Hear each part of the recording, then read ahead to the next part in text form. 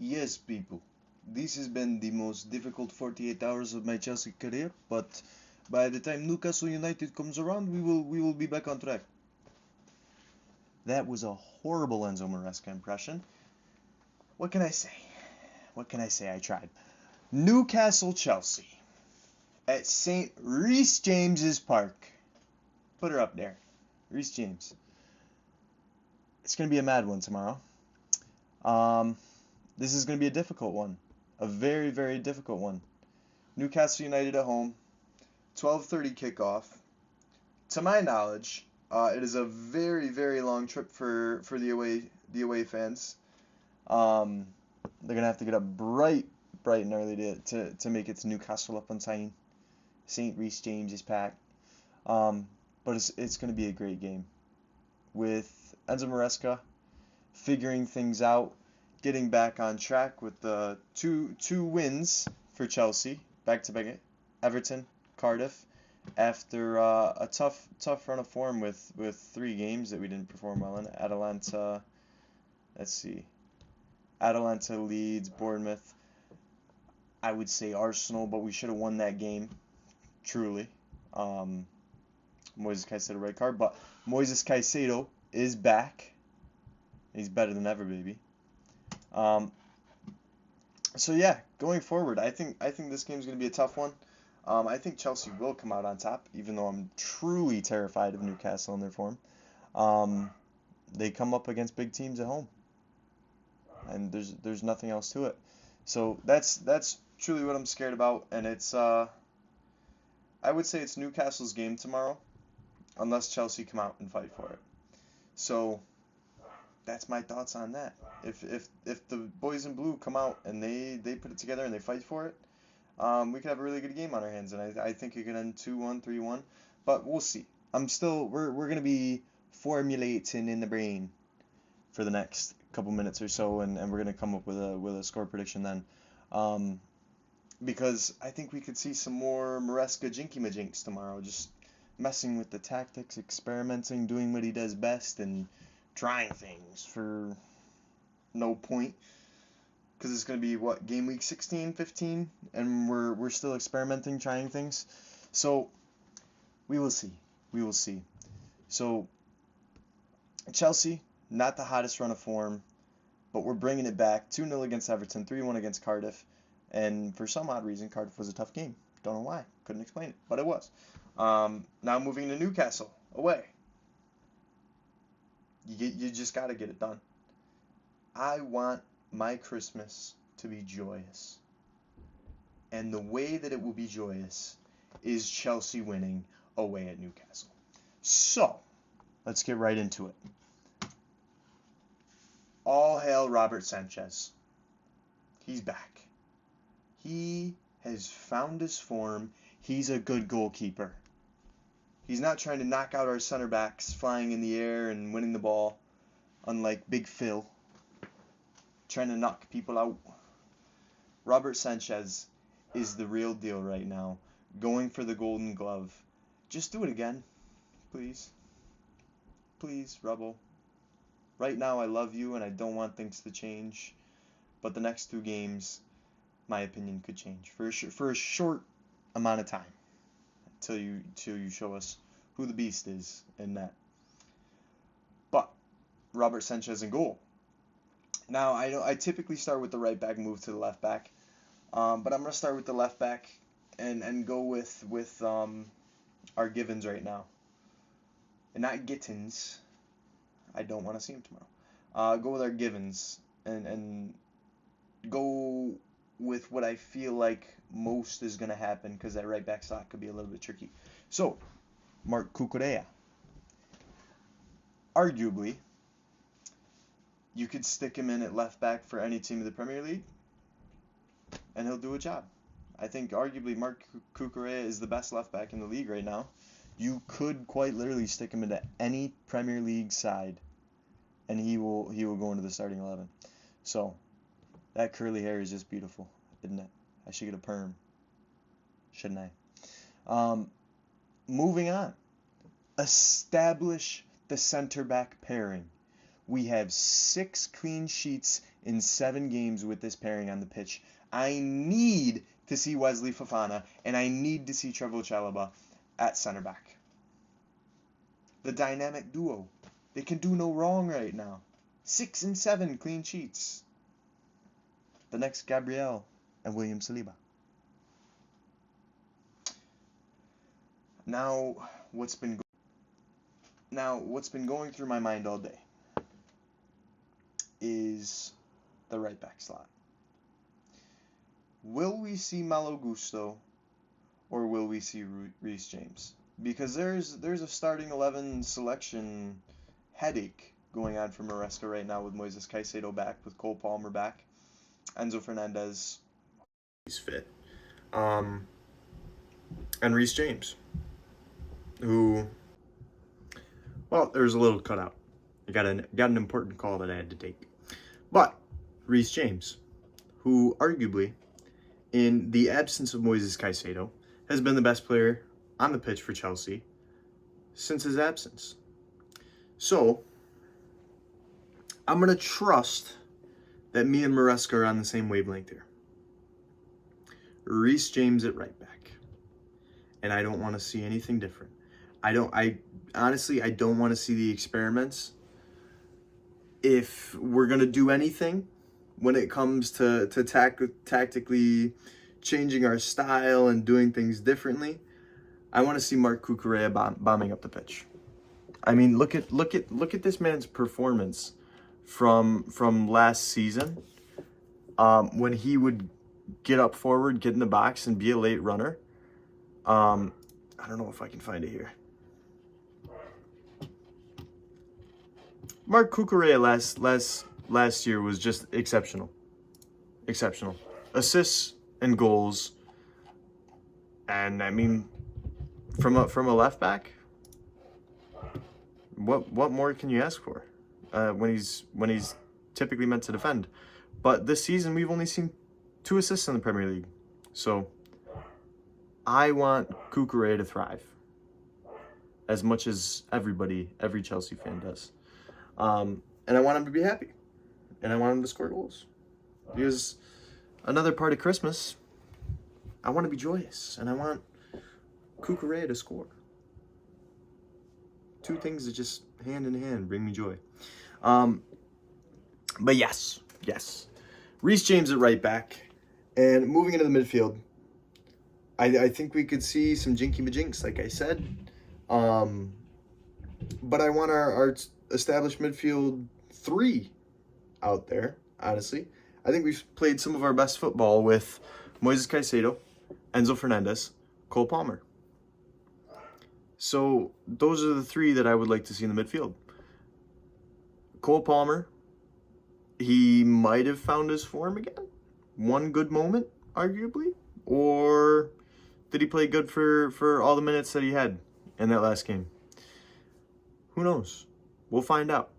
Can he bring his consistency back? That's my big question.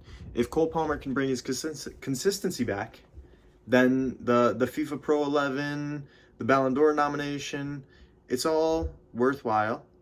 And there's no ifs, ands, buts, or maybes about it. So, we'll see. Now, Moises Caicedo got some minutes against Cardiff. I thought he was bright. He was pinging the ball around. He looked like he wanted to win it. So, hopefully, he takes that into the next game. We move after a 3-game suspension. I'm betting he's got some energy to get out. So, Moises Caicedo, do it again, please. Please, I love you. Enzo Fernandez, we haven't seen the best of him lately. Maybe he needs to get rid of his girlfriend again real quick, but I think he'll do the job tomorrow. I think he'll be back on the pace. He'll look good. But you never know. Maresca could be thinking Malo Gusto at right back, Reece James at center mid, give Enzo Fernandez a little bit more of a break, sub him on in the second half. I don't know. Because truly, I could see Maresca doing his jinky majink tactics and having Cole Palmer stay in the right pocket, Enzo Fernandez move up into the 10, maybe playing Reece James at right back, having him move up into the defensive midfielder position, and then we see a back 3 of Cucu, Trev, and Fofana. and Reece James moving back and Moises Caicedo covering. I don't know. I just don't really want to see that tomorrow. I want to see us play some classic 4-3-3 football, attacking football, and let Cole Palmer shine. But I don't know. Because some reason Maresca loves this Palmer on the right, in that right half pocket of space.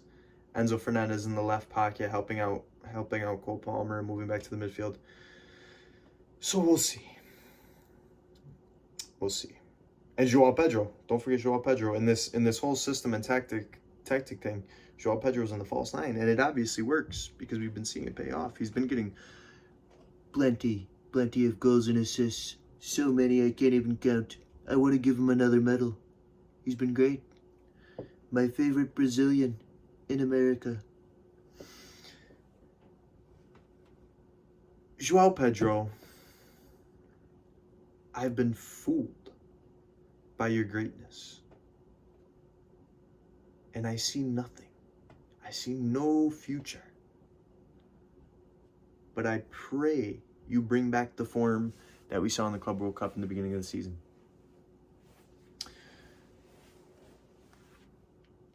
Joao Pedro up top. But I'd like to see him more as a target man striker.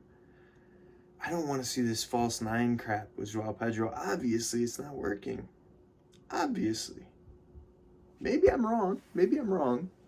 But from the games that I've watched, Joao Pedro has had no productivity.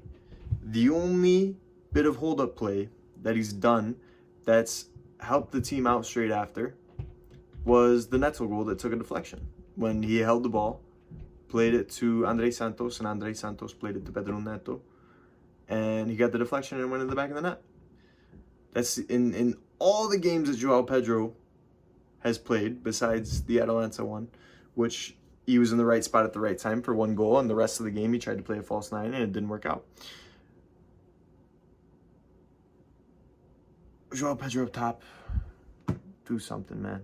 Do something. It feels like we're playing 10 against 11 sometimes when he's playing in that false 9. Moving on. Pedro Neto, the Portuguese superstar.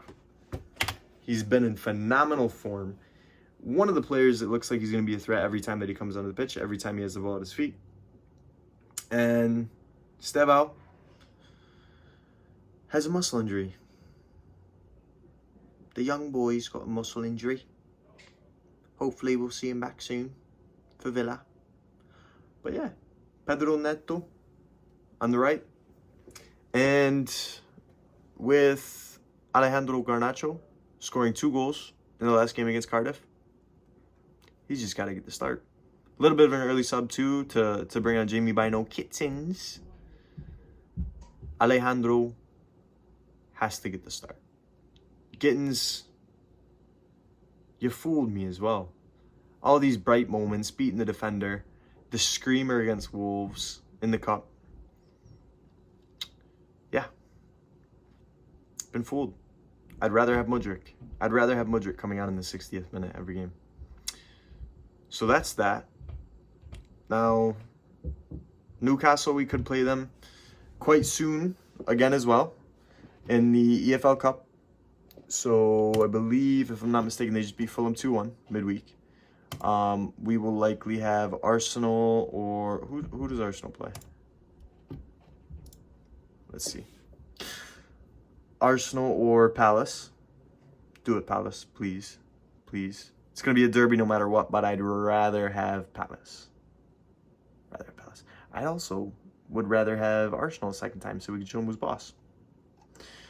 But we'll likely be playing one of them, Newcastle or Man City in the final, because we're going to win that game against Palace or Arsenal, whoever it is. But yeah, Newcastle's in good form right now. So it's going to be a good game. It's going to be an aggressive one. Newcastle's going to show up. The question is Chelsea going to show up? So with that, I want to give 2 predictions. Two predictions. If from the kickoff, from the first whistle, if Chelsea are active and fit and ready and go mode from the jump, this game will be 3-0 or 3-1. Mark my words. If Chelsea aren't ready for this game and they don't show up, Newcastle are going to win. No ifs, fans, buts, or maybes. And I don't like putting it this way, but let's be real. If Chelsea don't show up, it's going to be a battering at St. James's Park. It's not St. Reece James's Park, it's St. James's Park. But yeah, in the case that Chelsea do show up from the first whistle, Reece James, Mr. Cole Palmer, and Garnacho. That's the one, baby. So, with that, I will see you guys for the match review, which we will film likely when the other games are on. Some big games. Big games. Let me get to the Premier League. Let me just highlight this quickly. Big games. Tottenham, Liverpool. I think Liverpool are going to win. 3-1. Tottenham. Graveyard. Club's dead. Arsenal, Everton. I think this could be a banana skin. A little bit of a banana skin. I think Everton win. 2-1. And Villa United, the only game on Sunday. Villa. It has to be. I just want to see Manchester United fall. But yeah, that's that, people. So if you enjoyed the content, this was the Blues Talk Show with Luke, your host from Rochester, New York.